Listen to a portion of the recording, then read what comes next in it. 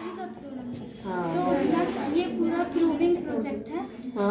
इसमें पूरा प्रूफ करना है। 1 सेकंड के लिए हम मान लेते हैं कि ये पेन यहाँ नहीं लगी है, तो हम इसको कैसे प्रूफ करेंगे कि ये सर्कल है। तो किसी भी वृत्त की समान दूरी से, मतलब किसी भी वृत्त की समान दूरी से जो बिंदु होते हैं, अगर हम उसे ज्वाइन करते हैं तो वो एक सर्कुलर शेप ले लेगा।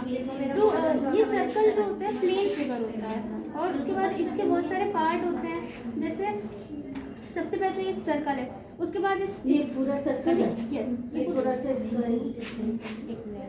यस मैम वो इसको सही कर ले। तो ये सर्कल है और ये इसका मिड पॉइंट मतलब सेंटर मध्य बिंदु। और हाँ, और अगर इसका अलग अलग पार्ट दिखाना हो तो सबसे पहले हम दिखाते हैं कि ये इसकी रेडियस होगी, जो कि अगर कहीं से भी बनाए तो सेम होती है, एक समान सेंटीमीटर की होती है। उसके बाद हम इसमें दिखा सकते हैं डायमीटर क्या होता है। डायमीटर वो होता है जो कि परिधि के किसी बिंदु से परिधि के दूसरे बिंदु को केंद्र को टच करते हुए जाए। ये जो एक वृत्त में ये एक समान बनते हैं और अनगिनत हो सकते हैं, इसकी कोई क्वांटिटी नहीं है। उसके बाद एक कॉर्ड होता है, जीवा। ये वृत्त के एक परिधि से दूसरी परिधि तक जाती है, परंतु बिना केंद्र को टच किए। डायमीटर और कॉर्ड में बस इतना अंतर होता है। ये भी कॉर्ड है, ये कॉर्ड नहीं है। ये कॉर्ड है, लेकिन ये सर्कल की सबसे लंबी कॉर्ड मानी जाती है। ये बिल्कुल ये सही बताया। हाँ, जो कॉर्ड होती है वो कभी भी सेंटर को टच नहीं करती है, और जो डायमीटर होता है वो सेंटर को टच करके जाता है। डायमीटर भी बेटा कॉर्ड है, सबसे बड़ी जीवा। बेटा ये भी कॉर्ड है, लेकिन ये सबसे बड़ी कॉर्ड है और सेंटर को टच करता है। ये मत बोलो कि वो कॉर्ड सबसे बड़ी कॉर्ड वो कॉर्ड होती है जब इसकी परिधि के दोनों पॉइंट को ज्वाइन करें और वो सेंटर से होके जाए, वो सबसे बड़ी कॉर्ड। तो कॉर्ड ये भी है बेटा, ये भी है ना। उसके बाद मैम इसमें होता है कि एक अंता बिंदु होता है और बाहर बिंदु होता है। अंता बिंदु होता है जैसे सेंटर ही है, ये सर्कल का अंता बिंदु होगा। और जो बाहर बिंदु है कि तो इसके बाहर ढेर सारे बिंदु हैं, कोई भी ले लें, वो इसका बाहर बिंदु होगा। उसके बाद है कि सेगमेंट। तो सेगमेंट मैम जो त्रिज्या खंड होते हैं वो किसी भी तरह के हो सकते हैं। जैसे एक सेगमेंट होता है, एक वृत्तखंड है ना। हाँ, तो वृत्तखंड पहले वृत्तखंड देखते हैं। वृत्तखंड दो तरीके के, सॉरी मैम, वृत्तखंड दो तरीके के होते हैं, एक लघु वृत्तखंड और एक दीर्घ वृत्तखंड। दीर्घ वृत्तखंड जो होता है वो 90 डिग्री से कम का एंगल बनाता है। सॉरी, जो लघु वृत्तखंड होता है वो 90 डिग्री से ज़्यादा का एंगल बनाता है। और इसी जगह अगर हम इसको ऐसे ले लें तो ये दीर्घ वृत्तखंड हो गया। तो जो इसमें कोण बनेगा वो 90 डिग्री से कम का बनेगा, और जो एग्जैक्ट 90 डिग्री होता है वो 90 डिग्री मतलब जो अर्धवृत्त में बनता है। वैसे बहुत अच्छा अपना है जो 90 डिग्री का होता है। हाँ, बस कहीं भी दिखा दो, पूरा मत जोड़ो, एक से जोड़ो ना तो बन जाएगा। इसको किस जोड़ रही हो? एक से जोड़ो केवल, इसको हटाओ, सिर्फ एक बेस से जोड़ो, उसको बन जाएगा। बस एक से जोड़ो और नहीं ये बना लीजिए, ठीक है। एक से बस। हाँ, ये जो सर्कल कर दिएगा। हाँ, ये हटा, ये बन गया। देखो ये बन गया ना। अर्धवृत्त में ये मैंने पढ़ा है ना, अर्धवृत्त में से और अगर तुम इससे नाप लोगे मतलब तो ये 90 डिग्री का आएगा।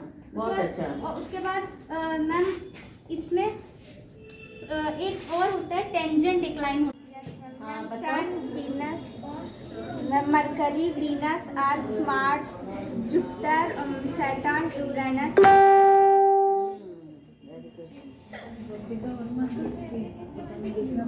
इसके बारे में कुछ बताओगे? मैम ये सोलर सिस्टम है, इसको हिंदी में सौरमंडल कहते हैं, और इसमें टोटल 8 ग्रह होते हैं। इनका मुख्य सूरज होता है, और इसमें सबसे पहला सौरमंडल में सबसे पहला ग्रह होता है मरकरी, जिसे हिंदी में बुध कहते हैं। बुध सूर्य के सबसे निकट का ग्रह होता है, और इसे सूर्य की परिक्रमा करने में कुल 88 दिन लगते हैं। और इसके बाद आता है वीनस। वीनस को हिंदी में शुक्र कहते हैं, और इसको पृथ्वी की बहन भी कहा जाता है, और यह एक सबसे चमकीला ग्रह होता है।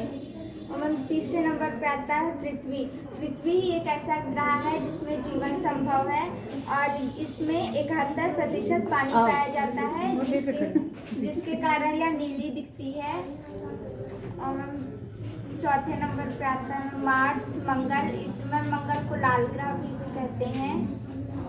और मैम उसके चलो बाद बहुत बढ़िया। रेशियो मतलब त्रिकोणमितीय अनुपात। तो जो हमारा समकोण त्रिभुज होता है उसका मतलब जैसे आधार, लंब और कर्ण होता है। तो कर्ण जो है हमारी सबसे लंबी भुजा होती है। तो जैसे हम साइन थीटा का मान निकालेंगे तो साइन थीटा का मान होता है लंब बटे कर्ण, मतलब कि CB/AC। तो इसी तरह जैसे कॉस इससे थीटा मान निकल आएगा। जैसे कॉस थीटा का निकालेंगे तो कॉस थीटा का होता है आधार बटे कर्ण। तो जैसे AB/AC। जैसे साइन का अपोजिट होता है कोसेक। तो जैसे हम अगर कोसेक थीटा का निकालेंगे, साइन थीटा का होता है लंब बटे इसका कर्ण। ट्रिग्नोमेट्रिक रेशियो निकल आएगा इसका, जो बटन दबाएंगे। कोसेक थीटा का उसका जस्ट उल्टा होता है कर्ण अपॉन लंब। इसी तरह टैन थीटा का भी होता है। टैन थीटा का होता है लंब बटे आधार। तो जैसे हो गया कि CB/AB। तो टैन का अपोजिट होता है कॉट। कॉट का भी जस्ट इसका उल्टा होता है आधार बटे लंब। मैम जो वर्षा होती है मैम, तो घरों में से पानी वेस्ट हो जाता है, तो पानी मैम अंदर जाके पंप से होते हुए घरों में जाता है। और मैम ये वो यूज होता है। मैम आपने यहाँ का पानी यहाँ आया, मैम फिर ये कहाँ पे मैम नीचे मैम नीचे से फिर इसमें। टैंकर पंप से होते हुए मैम इसमें इस अच्छा। टैंकर में जाता है। अच्छा, ये तुमने इसके इसमें बहुत अच्छा ये खेती कर लिया इससे, है ना? Very good. अच्छा, सब्जेक्ट पूरी छत पहले जो होता है तो वो शून्य मतलब कोण होता है, उसके बाद शून्य मतलब 0 से ज़्यादा और 90 से कम, तो वो न्यून कोण हो गया। अच्छा, ये हाँ। तो और 90 सम कोण हो गया। तो 90 से ज़्यादा और 180 से कम अधिक कोण हो गया। तो 180 ऋण कोण हो गया। उसके बाद 180 से ज़्यादा और 360 से मतलब ये कम। कौन बता रहा है? यस मैम, 360 से कम रियत कोण हो गया। उसके बाद मैम 360 सब तो क्या हो गया? इसका चलो हाँ।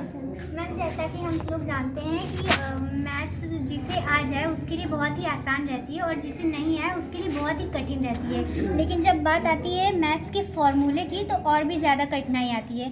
तो मैम इसे हम एक खेल में भी इसे याद कर सकते हैं। जैसे कि मैम मैंने टॉपिक भी बनाया है। यस मैम इसमें मेंसुरेशन के फॉर्मूले हैं। मैम जैसे इसमें हमें सरफेस एरिया ऑफ क्यूबॉइड का सरफेस एरिया ज्ञात करना हो तो उसका पाई आर